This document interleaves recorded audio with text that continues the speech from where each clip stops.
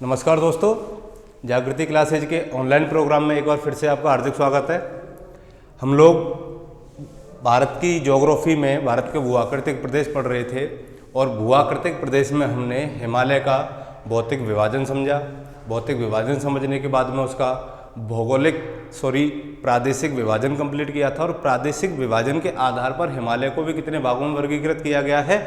4 भागों में वर्गीकृत किया गया है। कौन कौन सा? पंजाब हिमालय, कुमाऊं हिमालय, नेपाल हिमालय और असम हिमालय। ऐसे ही भौतिक आधार पर इसका वर्गीकरण देखा, जिसके आधार पर भी ट्रांस हिमालय था, बृहद हिमालय था, लघु हिमालय था और शिवालिक हिमालय, जिसमें से हमारा ट्रांस हिमालय वाला जो रीजन था वो कंप्लीट हो चुका है। आज जो नेक्स्ट टॉपिक है आपका हिमालय में वो है आपका बृहद हिमालय। क्या है? बृहद हिमालय, जिसे हम ग्रेट हिमालय के नाम से जानते हैं। तो बृहद हिमालय को ट्रांस हिमालय से अलग करने वाली जो संरचना थी वो कौन सी थी दोस्तों? वो थी आपकी ITSZ। और लघु हिमालय से अलग करने वाली जो संरचना थी वो थी MCT अर्थात मेन सेंट्रल थ्रस्ट।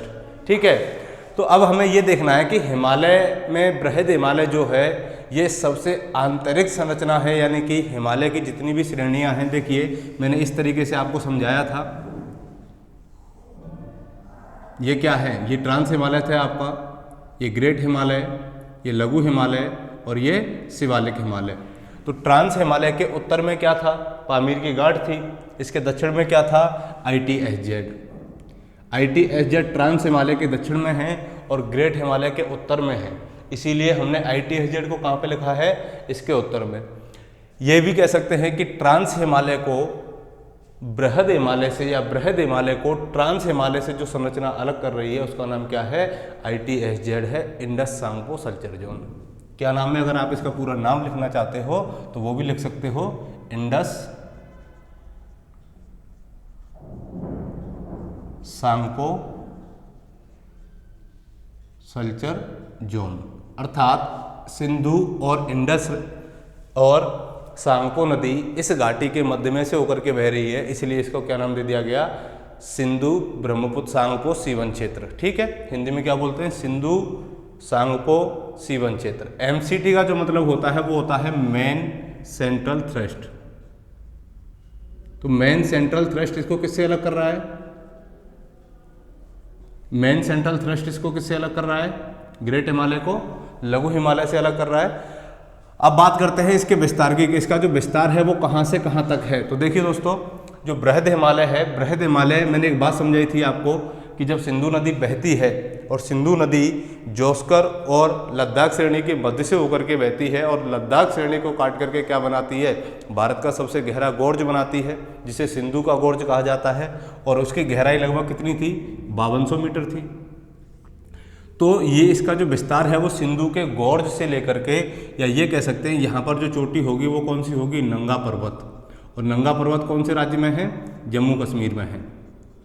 ठीक है, तो नंगा पर्वत से लेकर के इसका विस्तार अरुणाचल प्रदेश के नामचा बारवा तक है। कहाँ तक? अरुणाचल प्रदेश के नामचा बारवा तक। यहाँ तक बात समझ में आई? अगर इसके विस्तार से संबंधित आपसे प्रश्न पूछा जाए तो क्या बताओगे कि इसको विस्तार सिंधु नदी के गोर्ज से अर्थात जम्मू कश्मीर से लेकर के पूर्व में अरुणाचल प्रदेश के नामचा बारवा तक है। तो नामचा बारवा कहाँ पर है? अरुणाचल प्रदेश में। ठीक है, इतनी सी बात क्लियर हो गई। दूसरी बात आती है कि इस हिमालय में सबसे अधिक बर्फ पड़ती है और सबसे अधिक बर्फ पड़ने के कारण इसको क्या कहा जाता है? हिमाद्री हिमालय या बर्फीला हिमालय भी कहा जाता है। ये इसके अन्य नाम हैं। क्या कहा जाएगा? हिमाद्री हिमालय या बर्फीला हिमालय। दूसरा इसका नाम है आंतरिक हिमालय। ठीक है, ये इसके अन्य नाम हो गए। दूसरी चीज आती है कि इसकी जो औसत ऊंचाई है, इसकी औसत ऊंचाई कितनी होगी? तो देखिए, जितनी भी हमारी जो भी ऊंची चोटियां हैं, कौन कौन सी? माउंट एवरेस्ट हो गई, वो कहाँ पर स्थित है? नेपाल में स्थित है। कंचनजंगा नेपाल और सिक्किम की सीमा पर है। तो ये जितनी भी चोटियां हैं, नंदा देवी इसी में स्थित है। ठीक है, इसके अलावा नंगा पर्वत इसी में स्थित है। धौलाधर इसी में स्थित है, मकालू, मंसालू, जितनी भी ये चोटियां हैं वो सब कहाँ पर हैं, केदारनाथ, बद्रीनाथ, ये सब बृहद हिमालय की चोटियां हैं। और इन सभी चोटियों का जब औसत निकाला गया तो इनकी जो औसत ऊंचाई है वो कितनी हो गई, 6100 मीटर हो गई। यानी कि बृहद हिमालय की औसत ऊंचाई कितनी हो गई, 6100 मीटर हो गई। ठीक है, यहाँ तक बात क्लियर हो गई। अब हमें ये भी देखना है कि बृहद हिमालय से कौन कौन सी तो नदियाँ निकलती हैं।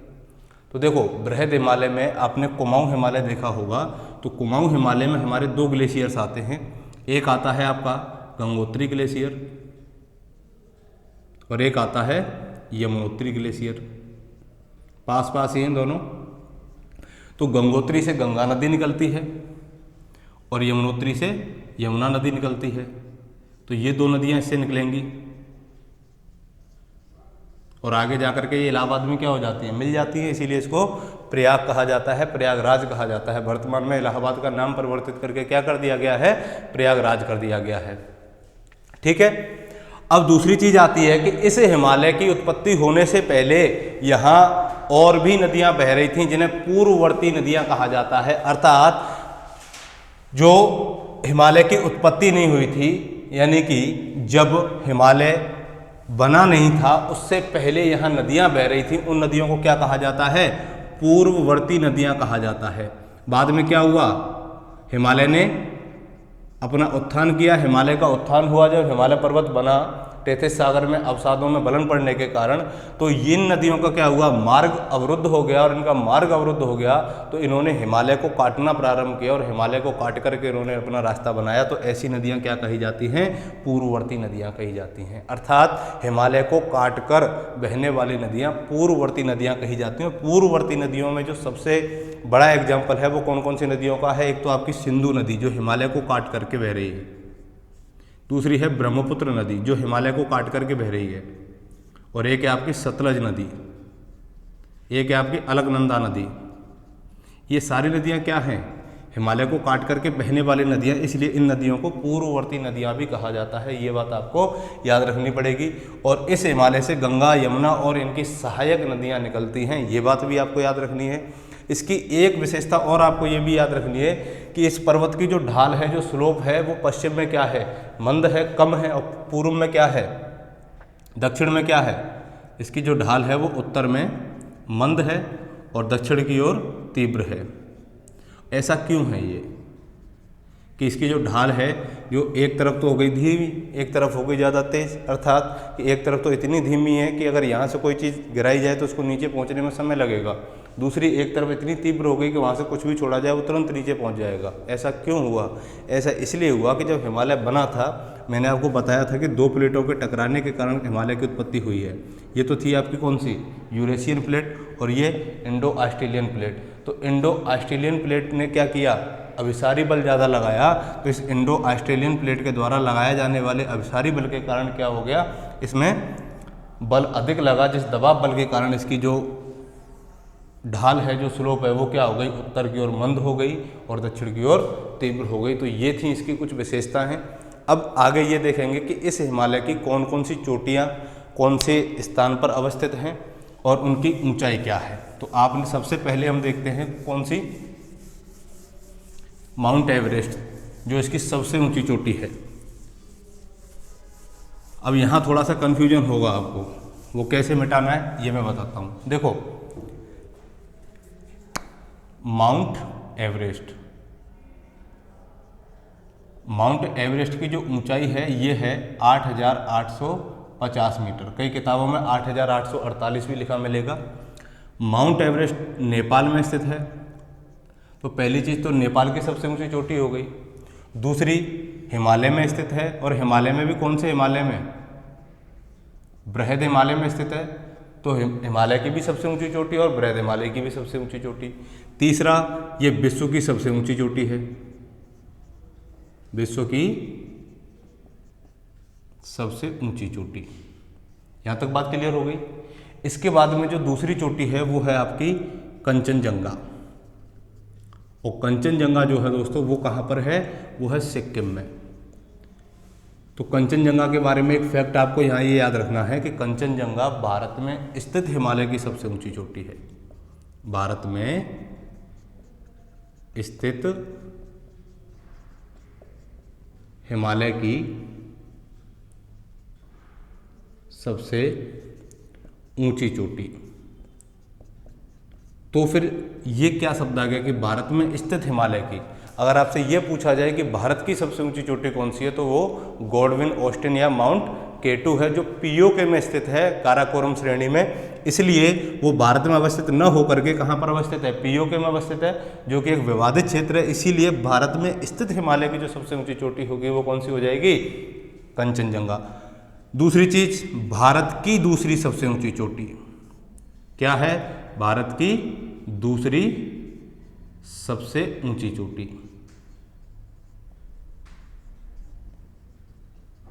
ठीक है, यहां तक बात क्लियर हो गई। अगर इसकी ऊंचाई की बात की जाए तो इसकी ऊंचाई है 8598 मीटर। कितनी है, 8598 मीटर। ठीक है, आप मेरे साथ इसको नोट करते जाना, स्क्रीनशॉट लेते जाना। इनके अलावा जो अन्य चोटियां हैं वो कौन कौन सी हैं, मकालू हो गई, धौलाधर हो गई, ठीक है, मकालू, धौलागिरी, सॉरी धौलाधर नहीं, धौलागिरी। इसके अलावा आपकी नंगा पर्वत, अन्नपूर्णा, नंदा देवी और नामचा बारवा। ये क्या हो जाएंगी, इसकी अन्य चोटियां हो जाएंगी। ठीक है, आप यहां तक इसका स्क्रीनशॉट ले सकते हैं।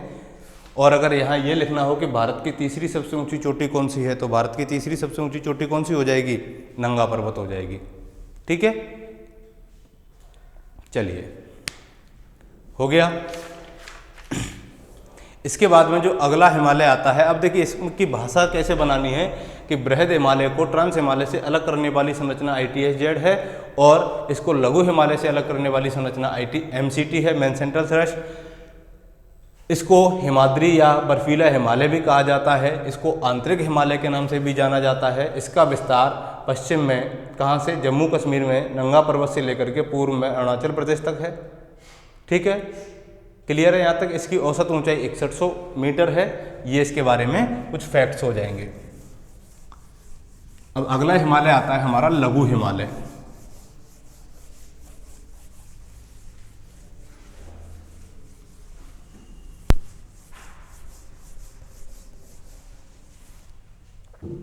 ठीक है, देखिए अगला क्या आएगा अपना, लघु हिमालय या मध्य हिमालय।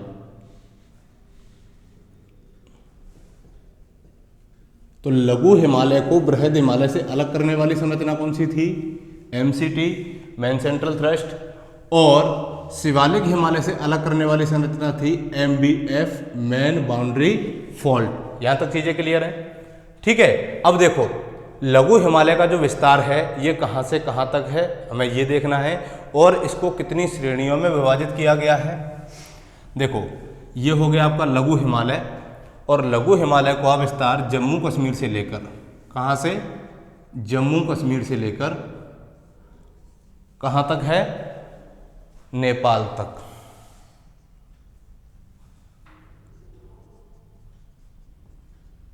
और नेपाल तक इसको 4 श्रेणियों में विभाजित किया गया है। पहली तो है जम्मू कश्मीर में इसकी श्रेणी पीर पंजाल, पीर पंजाल के बाद में हिमाचल प्रदेश में धौलाधर के नाम, इसके बाद में नाग टिब्बा। ठीक है, नाग टिब्बा के बाद में अगली श्रेणी है आपकी महाभारत श्रेणी। तो इसको इन 4 श्रेणियों में विभाजित किया गया है। अब जिस तरीके से ये किस में दे रखे हैं, मैप में दे रखे हैं, इस तरीके से शो हो रही हैं चारों श्रेणी ऐसे। तो ये 4 श्रेणी हैं। तो ये कौन सी हो गई आपकी, पीर पंजाल, ये धौलाधर, ये नाग टिब्बा और ये महाभारत। अब देखिए आपको दिख रहा होगा इसमें कि जो धौलाधर श्रेणी है ये क्या है, सबसे दक्षिण में अवस्थित है। और सबसे दक्षिण में अवस्थित है तो पीर पंजाल कहाँ पर थी, J&K में। धौलाधर कहाँ पर है? हिमाचल प्रदेश में। नागटिब्बा कहाँ पर है? उत्तराखंड में। और महाभारत श्रेणी कहाँ पर है? नेपाल में। ये बात आपको याद रखनी है, आपसे इनके स्थान भी पूछे जा सकते हैं। ठीक है, अब देखो इसकी जो औसत चौड़ाई है, इसकी औसत चौड़ाई कितनी है? 50 किलोमीटर। किसकी? लघु हिमालय की।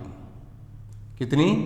50 किलोमीटर। और जो इसकी ऊंचाई है वो है 3000 मीटर से लेकर के 4500 मीटर तक।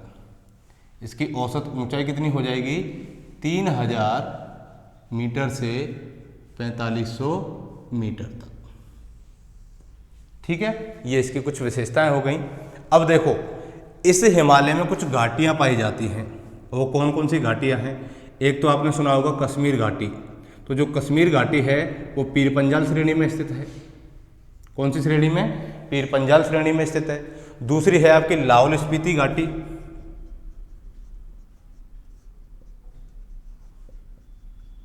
ठीक है, इसके बाद में कुल्लू एवं कांगड़ा घाटी। तो ये तीनों घाटियों का संबंध कौन से हिमालय से है? लघु हिमालय से है। तो अपनी जो कश्मीर घाटी है दोस्तों, इस कश्मीर घाटी में कुछ बर्फ की संरचना से निर्मित कुछ निक्षेप पाए जाते हैं, अवशेष पाए जाते हैं, जिनको हम बोलते हैं हिमोड निक्षेप। तो यहाँ बर्फ से निर्मित कुछ संरचना पाई जाती है जिन्हें हिमोड निक्षेप कहा जाता है। तो इन हिमोड निक्षेपों को जम्मू कश्मीर में किस नाम से जाना जाता है? करेवा के नाम से जाना जाता है। और ये करेवा किसकी खेती के लिए लाभदायक माने जाते हैं? इन्हें केसर की खेती के लिए क्या माना जाता है? लाभदायक माना जाता है। क्या यहाँ तक आप समझ पाए? ये कह सकते हैं कि जम्मू कश्मीर घाटी में हिमोड निक्षेप से निर्मित संरचना पाई जाती है जिसे करेवा कहा जाता है, जो केसर की खेती के लिए उपयुक्त है। ठीक है, यहाँ तक बात समझ में आ गई। अब दूसरी चीज आती है कि जो लघु हिमालय की ढाल है, ठीक है, इसकी जो ढाल है किसकी? लघु हिमालय की। इसकी ढाल पर छोटे छोटे घास के मैदान पाए जाते हैं। क्या पाए जाते हैं? छोटे छोटे घास के मैदान। तो इन छोटे छोटे घास के मैदानों को जम्मू कश्मीर में तो कहा जाता है मर्ग। आपने सुना होगा जैसे सोनमर्ग हो गया, गुलमर्ग हो गया। तो ये तो क्या है? जम्मू कश्मीर में इनको घास के मैदानों को क्या कहा जाता है? मर्ग। दूसरा है कि उत्तराखंड में इनको क्या कहा जाता है? तो उत्तराखंड में दोस्तों इनको कहा जाता है बुग्याल या पयार। क्या कहा जाता है? बुग्याल या पयार कहा जाता है। ठीक है, यहाँ तक ये चीज़ें क्लियर हो गई। अब कुछ ऐसे भी स्थान हैं लघु हिमालय में जो क्या हैं? हिल स्टेशन हैं, बहुत ही स्वास्थ्यवर्धक पर्यटन स्थल हैं। उन पर्यटन स्थलों में कौन कौन से पर्यटन स्थल हैं जो प्रसिद्ध हैं? ठीक है, तो देखिए पहला आ जाएगा आपका शिमला का। आपने नाम सुना होगा, शिमला हो गया, कुल्लू मनाली हो गया, मसूरी हो गया, चक्राता हो गया,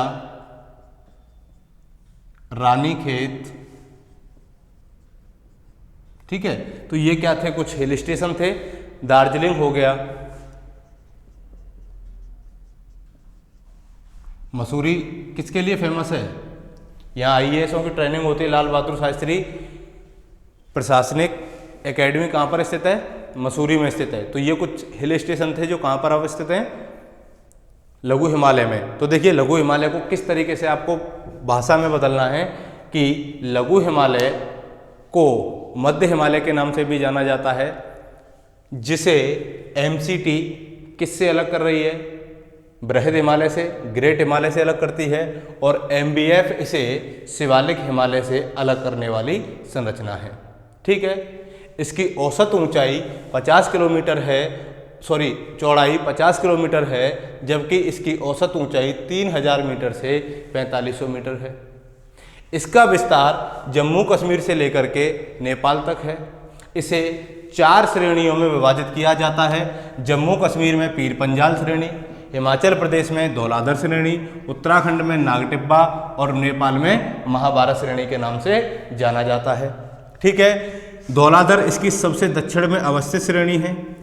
क्या है? धौलाधर सबसे दक्षिण में अवस्थित श्रेणी।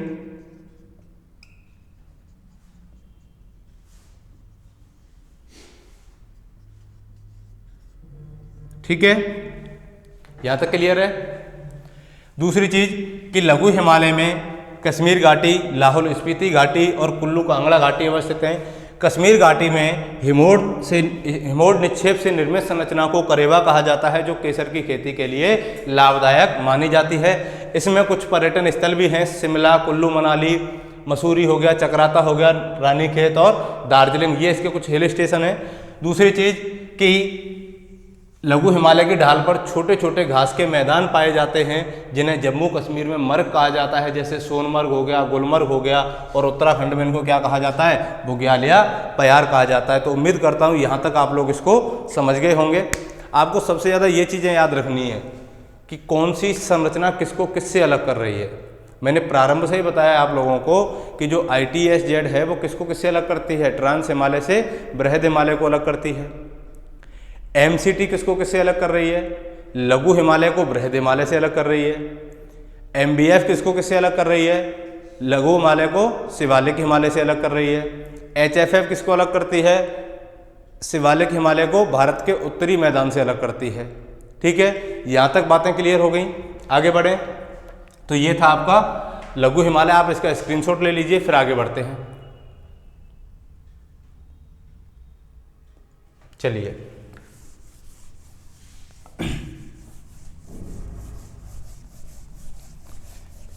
उम्मीद कर रहा हूं यहां तक आपकी समझ में आ गया होगा।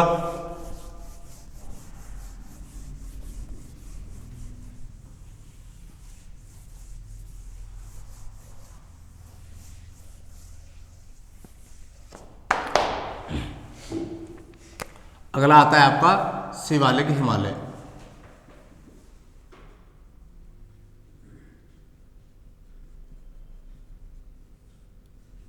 तो देखिए, शिवालिक हिमालय को लघु हिमालय से कौन अलग कर रहा है? MBF, और भारत के उत्तरी मैदान से कौन अलग करता है? HFF। ठीक है, अब इसका जो विस्तार है, इसका विस्तार कहां से कहां तक है? तो देखिए, पाकिस्तान में एक नदी बहती है, पोतवार नदी, तो पोतवार बेसिन से लेकर के इसका विस्तार, पोतवार बेसिन कहां पर है? पाकिस्तान में है। तो पोतवार बेसिन से लेकर के इसका जो विस्तार है वो दिहांग गॉर्ज तक, और दिहांग गॉर्ज असम राज्य में है।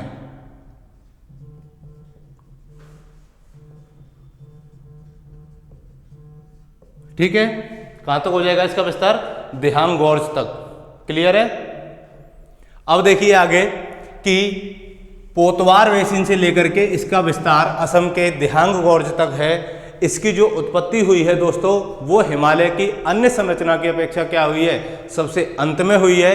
इसलिए इसकी जो औसत ऊंचाई है वो क्या हो गई है? सबसे कम हो गई है। एक बात यहाँ और याद रखना कि हिमालय से जितनी भी नदियाँ निकल रही हैं, तो हिमालय से निकलने वाली नदियों के द्वारा जितने भी अवसाद बहा करके लाए गए, वो अवसाद धीरे धीरे क्या हो गए? एक स्थान पर एकत्रित होते चले गए, और उनके बहुत समय तक एकत्रित होने के बाद में क्या हुआ? एक पर्वत की उत्पत्ति हुई, जिसे क्या कहा जाता है? शिवालिक हिमालय कहा जाता है। इसीलिए शिवालिक हिमालय की जो उत्पत्ति है वो अन्य हिमालय संरचना से अलग है। इसलिए यह हिमालय में सबसे नवीनतम पर्वत श्रृंखला है। क्या यहाँ तक आपकी समझ में बात आई? ठीक है, तो इसकी जो उत्पत्ति हुई दोस्तों, इसकी उत्पत्ति होती है सेनोजोइक काल में। कौन से काल में? सेनोजोइक काल में, या हम सेनोजोइक काल को बोल सकते हैं पूर्व प्लायोसीन युग। क्या बोलते हैं? पूर्व प्लायोसीन युग। क्लियर है? तो इसकी उत्पत्ति कौन से युग में हुई है? कौन से काल में हुई है? सेनोजोइक काल में हुई है, पूर्व प्लायोसीन युग में हुई है। यह बात आपको याद रखनी है। इसका विस्तार हो गया, इसकी उत्पत्ति हो गई, और इसकी जो औसत ऊंचाई है वो अन्य हिमालयों से क्या है? कम है। तो इसकी औसत ऊंचाई कितनी है? लगभग 600 मीटर से लेकर के 1500 मीटर तक। या आपसे ये पूछा जाए कि बताइए हिमालय में सबसे कम ऊंचा पर्वतीय क्षेत्र कौन सा है, तो सबसे कम ऊंचा पर्वतीय क्षेत्र कौन सा हो जाएगा आपका, शिवालिक हिमालय हो जाएगा। ठीक है, क्लियर है यहाँ तक। अब देखो, अगर इसके बारे में और जानना है तो कैसे जानेंगे, उत्पत्ति, तो इसकी उत्पत्ति किससे हो रही है, हिमालय द्वारा, हिमालय से निकलने वाली नदियों के द्वारा बहाकर लाए गए अवसादों के निक्षेपण से इसकी क्या हुई है, उत्पत्ति हुई है। इसलिए यह शिवालिक हिमालय अन्य हिमालयी पर्वत श्रृंखलाओं से क्या है, सबसे नवीनतम पर्वत श्रृंखला है। ठीक है, क्लियर है यहाँ तक, आगे बढ़िए। अब दूसरी चीज आती है कि एक तो हो गया आपका, ये तो हो गया लघु हिमालय, ये हो गया शिवालिक हिमालय। तो इनके बीच में क्या पाए जा रहे हैं, कुछ समतल संरचना पाई जाती है। संरचना का मतलब हो गया कि यहां पर समतल घाटियां मिलेंगी आपको, और इन समतल घाटियों को पश्चिम में तो क्या कहा जाता है, दून कहा जाता है, और पूर्व में इनको क्या कहा जाता है, द्वार कहा जाता है। क्या कहा जाएगा, द्वार। तो जैसे दून का अगर मतलब समझ रहे हैं, तो इसी दून में एक शहर स्थित है जिसका नाम क्या है, देहरादून। तो देहरादून कौन कौन से हिमालय के मध्य में स्थित है, शिवालिक हिमालय और लघु हिमालय के मध्य में जो घाटी है उस घाटी में अवस्थित है एक द्वार, और उस द्वार का नाम क्या हो गया, हरिद्वार। तो पूर्व में इन घाट समतल संरचना को क्या कहा जाता है, द्वार कहा जाता है, और पश्चिम में क्या कहा जाता है, दून कहा जाता है। ठीक है, क्लियर है यहाँ तक, नोट कीजिए फटाफट। अब दूसरी बात आती है कि जो शिवालिक हिमालय है, तो शिवालिक हिमालय क्या है, हिमालय का अंतिम छोर है, और हिमालय का अंतिम छोर होने की वजह से इसके बाद में क्या आ जाएगा आपका, HFF आ जाएगा। ठीक है, तो HFF इसको किससे अलग कर रहा है, भारत के उत्तरी विशाल मैदान से अलग कर रहा है। तो शिवालिक हिमालय के नीचे के भाग को क्या कहा जाता है, तराई मैदान कहा जाता है। क्या कहा जाता है, तराई मैदान कहा जाता है। और ये जो तराई मैदान है दोस्तों, ये एक नम और दलदली भूमि है। कैसी भूमि है, नम और दलदली भूमि है, जहां वन काफी अधिक मात्रा में मिलते हैं, या ये कह सकते हैं जो एक वनाच्छादित प्रदेश है, वनों से ढका हुआ प्रदेश है। ठीक है, आप इसका स्क्रीनशॉट ले लीजिए।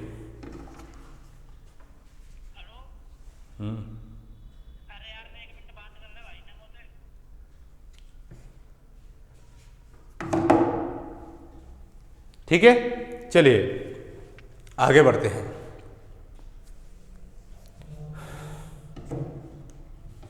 तो ये हो गया आपका हिमालय। अब जो हमारा लास्ट पॉइंट बचता है आज का, वो ये बचता है कि हिमालय को अन्य और किन किन नामों से जाना जाता है। तो मैं यहीं पर आपके एक बार नोट कर देता हूं। तो देखिए, ट्रांस हिमालय का ये सवाल आ चुका है एक बार कि ट्रांस हिमालय का अन्य नाम, इनसे मैचिंग के सवाल आए थे। तो ट्रांस हिमालय को किस नाम से जाना जाता है, परा हिमालय, या तिब्बतियन हिमालय।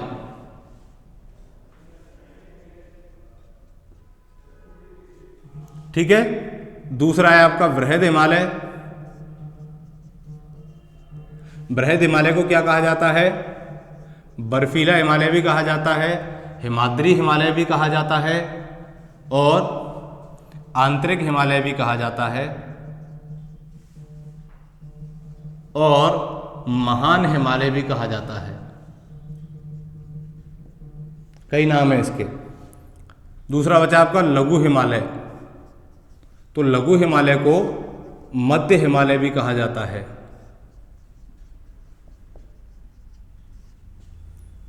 उसके बाद में बचा आपका शिवालिक हिमालय। तो शिवालिक सबसे बाह्य संरचना है हिमालय की, तो इसको बाह्य हिमालय के नाम से जाना जाता है। ठीक है, ये चीजें आपकी क्लियर हो गई होंगी। और अगली क्लास में हम चर्चा करेंगे किसके बारे में, उत्तर पूर्वी हिमालय के बारे में। तो उत्तर पूर्वी जो हिमालय है वो ब्रह्मपुत्र नदी के द्वारा क्या हो गया है, या उसकी सहायक नदियों के द्वारा क्या हो गया है, बिखरा हुआ हो गया है, यानी कि उसको काट दिया गया इन नदियों के द्वारा। तो इसलिए वो क्या मिलता है, एक लंबी श्रृंखला के रूप में मिलता है। ठीक है, तो उनके बारे में हम अगली क्लास में चर्चा करेंगे कि कौन सी पर्वत श्रेणी कौन से राज्य में स्थित है और किस श्रेणी का संबंध किस राज्य से है। तब तक के लिए मस्त रहिए, व्यस्त रहिए। थैंक यू, धन्यवाद।